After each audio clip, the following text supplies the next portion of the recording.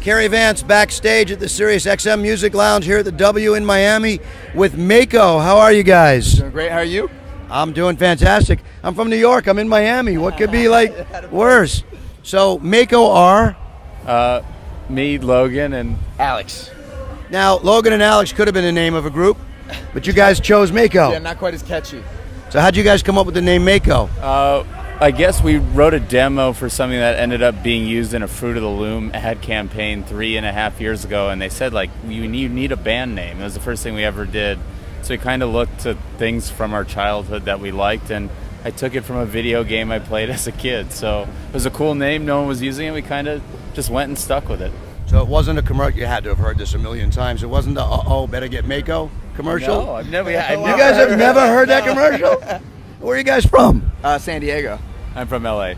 I wonder if it's an East Coast thing, but Mako was like this paint company that you would go to and get your car painted. And is it Maaco? It might be. I feel like I've seen that. Yeah, but their whole tagline was, better get Mako, which could be like great shirts for you guys. We gotta Right? sample that. We gotta put that in somewhere. That's great. I might have helped you.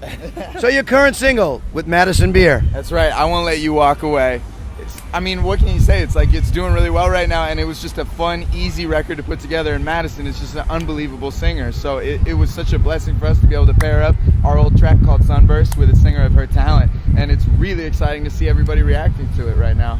Now it's off to a great start at radio, just about everybody playing it. How'd you guys meet up with Madison? Oh, he was friends with her manager, and then I guess he took it from there. He can fill in the rest. Yeah, that's right. I sent over the song that I had written to one of her managers, and he, I was asking him, I'm looking for singers. If you got anybody in mind, hit me up. And he says, what about Madison? And it was like, yeah, that'd be okay. That'd be great. And so she comes over for 3 quick sessions in North Hollywood, finished it up super fast, and then, that was it.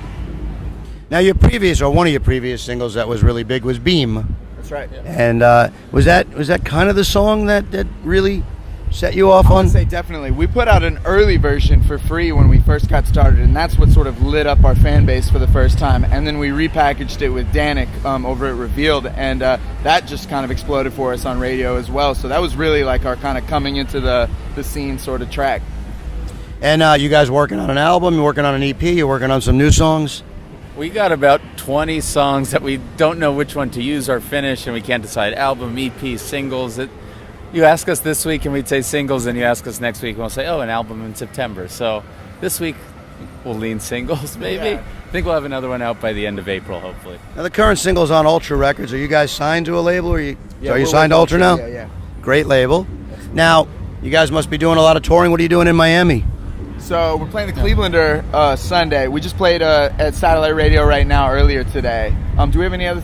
I think that's it. We actually get to have a little fun, which is nice. Last year we were doing a bunch of little pool parties here and there, but this year we get to hang out and have fun, which is nice for a change. Get a week off. So in having fun, a week off, which is probably something you never get, right. With all the DJs in town, all the artists in town, if you could go out tonight and hear any one DJ spin, who would it be?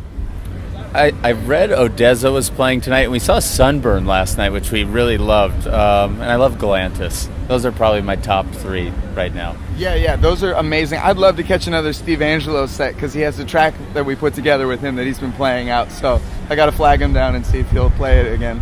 What's the song you did with Steve? It's called Children of the Wild. It's actually been floating around for quite a while, but we have 2 songs that we'd worked on with him, and I know he's been playing that one out for a long time, so we're super excited for him to release it, hopefully at some point, but he's got a lot of exciting stuff with his album, too. Now, would it blow your mind if I could sing, "We are the children of the world," right? Yeah. My voice is gone, but... We'll get you on the next record. So did you guys do production on it? Did you do a mix on it? Did you? So that's actually me singing it, believe it or not. Oh, so I did a really bad rendition of that. But yeah, so we wrote the song, he had heard it and said, let's get in the studio ASAP. So we met up with him in LA for 2 or 3 different studio sessions. Just messed around on 4 or 5 different tracks. I ended up writing a second song for him. It was great. He took me back to his house. We had dinner, went back to the studio again super late at night. We just jammed. It was awesome. So are you doing the kids' voices in the background too? I recorded a kids' choir. My friend in LA teaches middle school band, and I asked if I could bring in a couple mics, gave them all a little sheet with the lyrics, and had them all scream it out. You know what? It works great because it is, in my opinion, one of the highlights of that song that really makes it work. That's they had sent me the song. Steve had sent me the song and Great. asked me to listen to it and what my thoughts were. So That's awesome. I don't want you to think I just made that up, but it's funny. So no, that's great. That's what's wonderful about being here and doing this. So San Diego. That's right. So if I was going to go have a good meal in San Diego, where would I go to get I something always to eat? go down to the Gas Lamp. It's great, but my 2 favorite spots in San Diego, one is called Felipe's Pizza. It is the best pizza you'll ever have in your life. I've been to a lot of different cities in America, never had pizza like this. And then also, any little tiny burrito store, like little Mexican spot, just get a carne asada burrito and you're good. What about in LA? I feel like the go-to, obviously In-N-Out, but that's all California. Sugarfish is a big one for sushi people, and then my favorite like nice meal is probably a place called Pache in Laurel Canyon. So Now I'm driving in LA to San Diego in your car, Yeah. and you pop in your iPhone.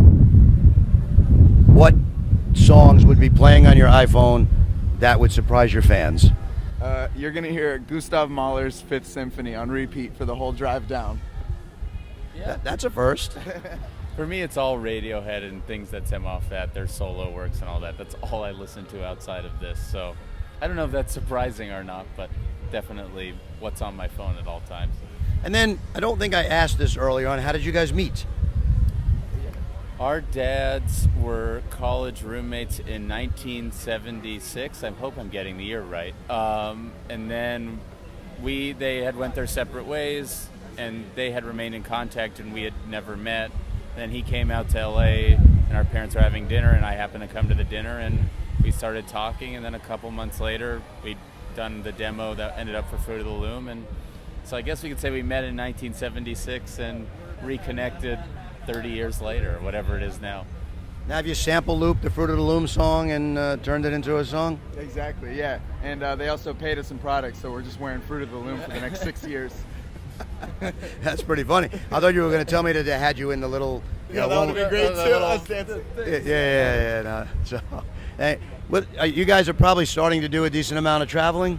Yeah, this is, I think, the 7th week in a row we've been on the road, so a lot of airplanes, a lot of flight upgrades, which is nice, get some miles, but it's fun. Where were we last week? Seattle and Vancouver? Yeah. It was fun in the Northwest. But Yeah, and then I don't know which dates we can announce this summer, but we've got a couple festivals that we're super excited about. Do you know which ones? I'm trying to think. We just got announced for Lollapalooza in Chicago, Global Dance Festival in Denver, Electric Forest in Michigan. Something Wonderful in Dallas. Yeah, Something we're Wonderful, busy. yeah. This is gonna be great. Yeah, a bunch of festivals this summer, I think like 10 or 12, so it should be a fun summer, and we're looking forward to going out and playing for everyone. Well, busy's good. One must-have travel item with all this plane traveling. I always forget toothpaste and hair gel, so I borrow that from him, so I would say that's a must-have, and I never have it. My must-have is I have this documentary about the Roosevelts that I've been watching, and I love it so much, so I have to have it when I'm on a plane. And if people want to find out more about Mako, where can they go?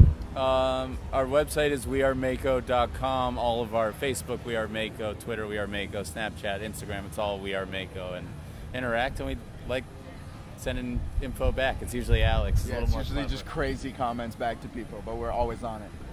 Well, we wish you continued success. We look forward to hearing the new song on radio a lot more, and we look forward to hearing your future material this year. Great luck with all your tour dates. Thank you for your time. Thanks, Gary. thanks Thanks for for having having us. us.